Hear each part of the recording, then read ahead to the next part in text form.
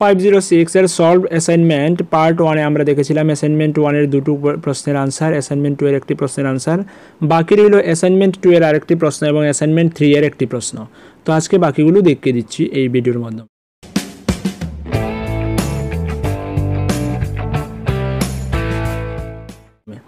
তো অ্যাসাইনমেন্ট 2 এর যে প্রশ্নটা আমি নিলাম সেটা হচ্ছে সৃজনশীলতার ধারণা সংজ্ঞায়িত করুন। সৃজনশীলতা প্রতিফলনের জন্য আপনি কীভাবে শিক্ষণ উপকরণের বিকাশ করবেন। সৃজনশীলতার প্রতিফলনে তথ্য ও যোগাযোগ প্রযুক্তি বা আইসিটি এর ভূমিকা আলোচনা করুন। তো আপনাদের বলবো, যদি পার্ট 1 ভিডিওটা আপনি না দেখে থাকেন অবশ্যই দেখে নিন। ওইখানে পুরো ডিটেল দিয়ে দিয়েছি কীভাবে অ্যাসাইনমেন্ট লিখতে হবে, পুরো কনসেপ্টটা এখানে দেওয়া আছে। প্রশ্ন কীভাবে লিখতে হবে, আনসার কীভাবে লিখতে হবে, মধ্যে কতটুকু জায়গা ছাড়তে হবে এটা।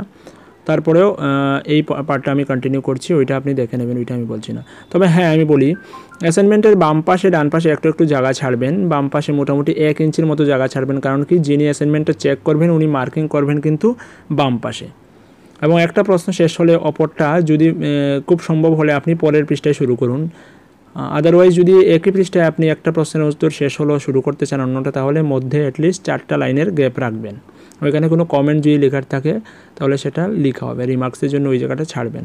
আদারওয়াইজ একটা প্রশ্ন শেষ হলে বেটার হবে যে আপনি অন্য পেজে নতুন একটা প্রশ্ন শুরু করবেন।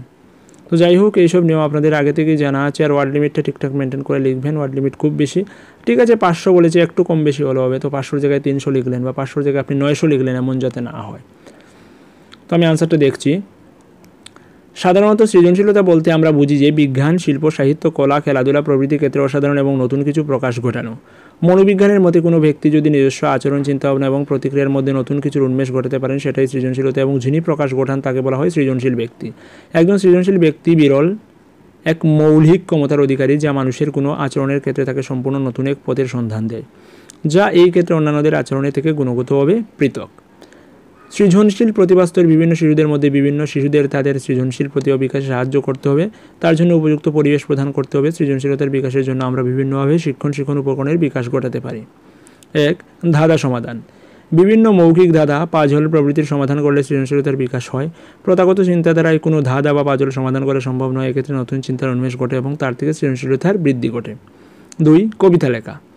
মানুষ সৃজনশীল জীব, শুধু সেটার প্রকাশ করতে হয়। কবিতার মাধ্যমে মানুষের মনের ভাব, রাগ, হতাশা, আকাঙ্ক্ষা প্রভৃতি প্রকাশ করতে পারে, সেটা তার সৃজনশীলতার বিকাশে সহায়ক হয়ে ওঠে। তাই কবিতা লেখার সুযোগ দেওয়া যেতে পারে সৃজনশীলতার বিকাশের জন্য। নাম্বার 3. চিত্র সম্পূর্ণকরণ। অসম্পূর্ণ ছবি দিয়ে যদি সেটা পূর্ণ করতে দেওয়া হয় তবে অনেক চিন্তা করে প্রথমে সম্পূর্ণ ছবির কল্পনা করতে হয় এবং এই কার্যক্রমে নতুন ছবির প্রকাশ ঘটে যা সৃজনশীলতা বিকাশের উপযোগী। এই যে দেখুন যে একটা সার্কেল দেওয়া হলো, তারপর ভেতরে একটা টান দেওয়া হলো, বলা হলো একটা অসম্পূর্ণ ছবি তুমি কমপ্লিট করো, তাহলে শিক্ষার্থীরা অনেক চিন্তা করে সেটা কমপ্লিট করতে পারবে এই যে বিভিন্ন স্টেপে। তারপর 4 নম্বর হচ্ছে বৃত্তের কাজ। এই কার্যক্রমে অনেকগুলি বৃত্ত আঁকা থাকবে এবং কিছু সময় দেওয়া থাকবে। নির্ধারিত সময়ের মধ্যে বৃত্তগুলো দিয়ে বিভিন্ন চিত্র অঙ্কন করতে হবে। ছবিগুলো বৃত্তের ভেতরে বাইরে পাশে রেখা যুক্ত করে বিভিন্ন ছবি আঁকতে হবে। এতে শিক্ষার্থীদের আগ্রহ বৃদ্ধি পাবে এবং আনন্দ সহকারে কার্যক্রম সমাপ্ত করবে। প্রত্যেকের ছবির তুলনামূলক বিশ্লেষণ করে দেখতে হবে কী কী নতুন জিনিসের সন্ধান পাওয়া যায়। ইহা সৃজনশীলতা বিকাশে গুরুত্বপূর্ণ। যেমন এই যে প্রত্যেকে একটা বা একজনকে দেওয়া হলো যে 6টা সার্কেল দেওয়া হলো, তুমি 6টা সার্কেল দিয়ে 6টা ছবি তৈরি করো। তো দেখুন যে সার্কেল থেকে আমি এভাবে চাকা তৈরি করতে পারি, সার্কেল থেকে আমি ফেস স্মাইলি তৈরি করতে পারি, সার্কেল থেকে আমি গ্লাস বানাতে পারি, একটা ফল বানাতে পারি, ফুল বানাতে পারি, একটা সাইকেল বানাতে পারি। তো এটা সৃজনশীলতার বিকাশে খুবই গুরুত্বপূর্ণ কিন্তু। তো কিছু কিছু শিক্ষণ সহায়ক উপকরণ তৈরির দায়িত্ব শিক্ষার্থীদেরকে দেওয়া যেতে পারে। এক্ষেত্রে শিক্ষার্থীদের মনে শেখার প্রতি প্রবল আগ্রহ ও উদ্দীপনার সৃষ্টি হবে এবং উপকরণ যথাযথ ব্যবহারের কৌশল আয়ত্ত করতে পারে এবং নিজের শিক্ষণ উপকরণ নিজেই তৈরি করতে পারবে। গেল সেটা। তারপর বাকি রইল যেটা সৃজনশীলতার বিকাশে আইসিটির ভূমিকা। তো সৃজনশীলতার বিকাশে বর্তমানে শিক্ষা ব্যবস্থায় আইসিটি বা তথ্য ও যোগাযোগ প্রযুক্তির ভূমিকা অনস্বীকার্য। সৃজনশীলতার বিকাশ প্রক্রিয়াকে ত্বরান্বিত করতে আইসিটি যেসব উপকরণ শিক্ষক ব্যবহার করে থাকেন তা হলো blackboard, poster, chart, projector, computer, CD, radio, দূরদর্শন ইত্যাদি। ব্ল্যাকবোর্ড, পোস্টার, চার্ট প্রভৃতি ব্যবহৃত হয় কোনো ঘটনাকে চিত্রের সাহায্যে বোধগম্য করে উপস্থাপন করার জন্য। তাছাড়া বিভিন্ন লিখিত তথ্য বিতরণের জন্য এইসব উপকরণ ব্যবহৃত হয়। প্রজেক্টরের মাধ্যমে বিভিন্ন তথ্য, চিত্র, ভিডিও প্রভৃতি বৃহত্তর আকারে আকর্ষণীয়ভাবে প্রদর্শন করা যায়। কম্পিউটার ও সিডিতে বিভিন্ন ধরনের পাজল, গেম, তথ্য সংরক্ষণ, চিত্র অঙ্কন, গাণিতিক হিসাব, লেখা প্রভৃতিকে দক্ষ হয়ে ওঠে, যার মাধ্যমে খুব সহজেই শিশুদের সৃজনশীলতার বিকাশ এবং প্রতিপালন করা যায়। বর্তমানে তাই শিক্ষা ব্যবস্থায় সিএল বা কম্পিউটার এইডেড লার্নিং যুক্ত হয়েছে, যার মাধ্যমে অল্প সময়ে বিভিন্ন স্তরের শিশুদের আকর্ষণীয়ভাবে কার্যক্রমের মাধ্যমে সৃজনশীলতার বিকাশ সম্ভব। রেডিও এর মাধ্যমে বিভিন্ন তথ্য পাওয়া যায়। তাছাড়া রেডিও এর কিছু বিশেষ অনুষ্ঠান রয়েছে যা সৃজনশীলতা বিকাশে সহায়ক। দূরদর্শন একটি গুরুত্বপূর্ণ এবং বহুল ব্যবহৃত আইসিটি পণ্য যা শিশুদের সৃজনশীলতার বিকাশে সহায়ক। বিভিন্ন গেমিং প্রোগ্রাম, ধাঁধা, রহস্য উদ্ঘাটন প্রভৃতি দেখে শিশুরা নিজে থেকে অন্য কিছু করার ক্ষমতা রাখে। সর্বোপরি মোবাইল ফোন এবং ইন্টারনেটের ভূমিকা রয়েছে সৃজনশীলতার বিকাশে। তো এই গেল কোয়েশ্চেন 2 অ্যাসাইনমেন্ট 2 এর। তো এবার অ্যাসাইনমেন্ট 3 এর একটা প্রশ্ন দিতে হবে 10 মার্কসের, সেটা আমি বলছি। প্রশ্ন হচ্ছে আপনার পার্শ্ববর্তী দুটি বিদ্যালয় ভ্রমণ করুন। পর্যবেক্ষণের মাধ্যমে অন্তর্ভুক্তিমূলক বিদ্যালয়ের জন্য সরকারি বিধানগুলির উপর একটি প্রতিবেদন তৈরি করুন। এর পরিণাম লিখুন এবং উৎকর্ষতা বিধানের জন্য পরামর্শ দিন। তো আমি বিগত 13 অক্টোবর 2018 আমার পার্শ্ববর্তী দুটি বিদ্যালয়, ভেলকুমবাড়ি উচ্চ মাধ্যমিক বিদ্যালয়, রাঙাচাঁদ চৌধুরীপাড়া হাই স্কুল ভ্রমণ করলাম। প্রধান শিক্ষক মহাশয়ের সাথে কথা বললাম এবং বুঝলাম যে এখন অনেক শিশু শিক্ষা থেকে বঞ্চিত, বিশেষত গ্রামের দিকে। বর্তমানে আমাদের দেশের সংবিধানে শিক্ষাকে মৌলিক অধিকারের আওতাভুক্ত করা হয়েছে, সেজন্য কোনো ছেলে মেয়েকে শিক্ষার সুযোগ থেকে বঞ্চিত করা যাবে না। স্বাধীনতার পর থেকেই প্রতিবন্ধী শিশুদের শিক্ষার জন্য প্রায় সব কমিশনই সুপারিশ করা হয়েছিল। তো প্রথম যেটা লিখলাম সেটা হচ্ছে ন্যাশনাল পলিসি অন এডুকেশন বা জাতীয় শিক্ষানীতি 1968। 1968 সালে ভারত সরকার প্রথম জাতীয় শিক্ষানীতি বা এনপিই ঘোষণা করে। সেখানে স্পষ্টভাবে প্রতিবন্ধী শিশুদের অন্তর্ভুক্তির কথা বলা হয়েছে। প্রতিবন্ধী শিশুদের বিদ্যালয়ে অন্তর্ভুক্তির জন্য integrated education for disabled children IEDC scheme চালু হয়। তারপর দেখা গেল যে সবার জন্য শিক্ষা তখনই সম্ভব হবে যখন প্রতিবন্ধী শিশুদেরকেও তার মধ্যে আওতাভুক্ত করা হবে। এই উদ্দেশ্য সফলের জন্য জেলা প্রাথমিক শিক্ষা কার্যক্রম বা district primary education programme DPEP চালু হয় 1985 সালে।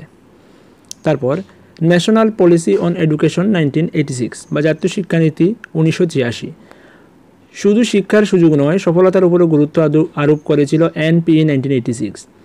সেখানে প্রতিবন্ধী শিশুদের চাহিদাগুলিকে তুলে ধরা হয়েছিল, তৎসঙ্গে অন্তর্ভুক্তিকরণের ব্যাপারে কিছু প্রস্তাব দিয়েছিল। এই নীতিকে কার্যকরী করার জন্য প্ল্যান অফ অ্যাকশন 1992 তৈরি করা হয়েছিল। সেখানে বলা হয়েছে বিশেষ শিক্ষা বিদ্যালয়গুলি যেহেতু ব্যয়সাপেক্ষ, তাই সেখানে তাদেরকেই পাঠানো দরকার যারা সাধারণ বিদ্যালয়ে যেতে অক্ষম। বাকি প্রতিবন্ধীদের মূলধারার বিদ্যালয়ে শিক্ষাদান করা উচিত। বিদ্যালয়গুলিতে প্রতিবেশী প্রতিবন্ধীদের ভর্তিতে উৎসাহিত করতে 1987 সালে কেন্দ্রীয় সরকার project integrated education for the disabled PIED গ্রহণ করে। প্রতিবন্ধীদের শিক্ষা এবং অর্থনৈতিক দিক দিয়ে চিন্তাভাবনা করার জন্য 1995 সালে equal opportunities protection of right and full participation act for the persons with disabilities আইন চালু হয়। 2002 সালে 86তম সংবিধান সংশোধনের মাধ্যমে শিক্ষার অধিকার আইন যুক্ত হয় অনুচ্ছেদ 21A-তে। তারপর লিখলাম national policy for person with disability 2006 প্রতিবন্ধী ব্যক্তির জন্য জাতীয় নীতি 2006। প্রতিবন্ধী মানুষও দেশের মানব সম্পদ, তাদেরকেও সমান সুযোগ, অধিকার, সামাজিক অংশগ্রহণের মতো পরিবেশের ব্যবস্থা করে দিতে হবে। প্রতিবন্ধীদের শারীরিক, শিক্ষাগত, অর্থনৈতিক পুনর্বাসন প্রভৃতি নিয়ে আলোচনা হয় প্রতিবন্ধী ব্যক্তিদের জন্য জাতীয় শিক্ষানীতি 2006-এ। ভারত সরকার দ্বারা প্রতিবন্ধী শংসাপত্র দেওয়ার কিছু নির্দেশ দেওয়া হয়, সেগুলি মেনে যাতে স্বল্প সময়ে সহজ পদ্ধতিতে সঠিক ব্যক্তির কাছে পৌঁছে দেওয়া যায় সেটা দেখতে হবে। প্রতিবন্ধী শিশুদের বিশেষ যত্নের প্রয়োজন। সরকারকে চেষ্টা করতে হবে এদের শিক্ষা, সমসুযোগ, সুরক্ষা এবং যত্ন পাওয়ার অধিকার যেন লঙ্ঘিত না হয়। প্রতিবন্ধী মানুষের আর্থসামাজিক অবস্থা এবং তার সঙ্গে জড়িত অন্যান্য বিষয়ের উন্নতিকরণের জন্য গবেষণা প্রয়োজন এবং তার থেকে প্রতিবন্ধীদের সহজ জীবনযাপনের উপায় বের করতে হবে। প্রতিবন্ধী মানুষের অধিকার আছে খেলা, বিনোদন, সাংস্কৃতিক জীবনে সুযোগ পাওয়ার, সেজন্য সরকার তাদের এই সুযোগ তৈরি করে দেবার চেষ্টা করবে। এইসব নীতি কার্যকরী করার মূল দায়িত্ব থাকবে সামাজিক ন্যায় ও ক্ষমতায়ন কার্যালয়, ministry of social justice of empowerment এর অধীনে। তারপর রাইট টু এডুকেশন অ্যাক্ট 2009 বা শিক্ষার অধিকার আইন 2009। 2002 সালে ভারতের সংবিধানের 86তম সংশোধনীতে অনুচ্ছেদ 21A সংযোজন করা হয়। সেখানে বলা হয়েছে 6 থেকে 14 বছর বয়সী শিশুদের শিক্ষার অধিকার একটি মৌলিক অধিকার।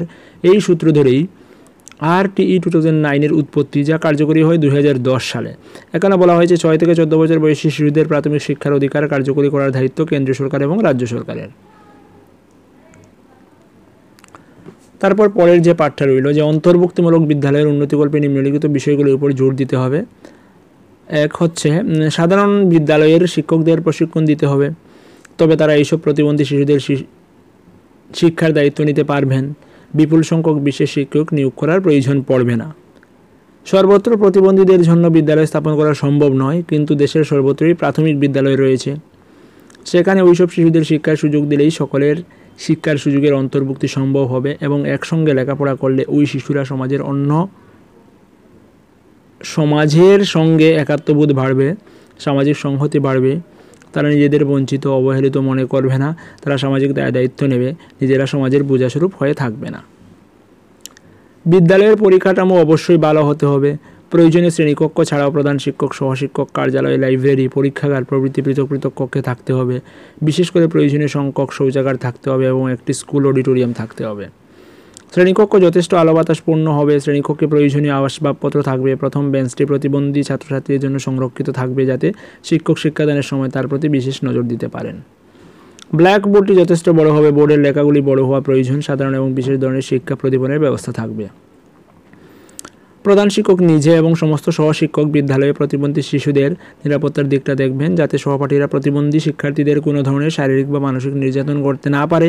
প্রতিবন্ধী শিশুদের অভিভাবকদের জন্য একটি বিশ্রামাগার থাকা প্রয়োজন এবং প্রতিবন্ধী শিশুদের অভিভাবকদের সাথে শিক্ষকের সম্পর্ক হতে হবে সুমধুর। প্রধান শিক্ষক বিশেষ শিক্ষার প্রতি নজর দেবেন, তাতে স্বল্পদৃষ্টি সম্পন্ন শিশুরাও ড্রিল করতে পারবে। শ্রবণ দৃষ্টি প্রতিবন্ধীরাও নাচ, গান ও অন্যান্য সাংস্কৃতিক অনুষ্ঠানে অংশ নিতে পারবে। সাধারণ শিশুদের মতোই খেলাধুলা, বিতর্ক এবং আলোচনা সবাই অংশ নিতে পারবে। তো এই ছিল আমার সম্পূর্ণ আয়োজন, সম্পূর্ণ অ্যাসাইনমেন্ট। 2টো খণ্ডে দিয়ে দিলাম। তো এই অ্যাসাইনমেন্টটা আপনি হুবহু লিখে দিতে পারেন। যদি কোনো কিছু সংযোজন প্রয়োজন পড়ে সংযোজন করে নিতে পারেন। অ্যাসাইনমেন্টটা আপনি পারচেজ করে নিতে পারেন www.instamojo.com/smdn_tutorial এখান থেকে। আদারওয়াইজ ভিডিও থেকেও আপনি লিখে নিতে পারেন। তো দেখা হচ্ছে পরবর্তীতে নেক্সট ভিডিও নিয়ে, নেক্সট অ্যাসাইনমেন্ট নিয়ে। ততক্ষণ লিখতে থাকুন আর দেখতে থাকুন SMDN টিউটোরিয়াল। Thank you.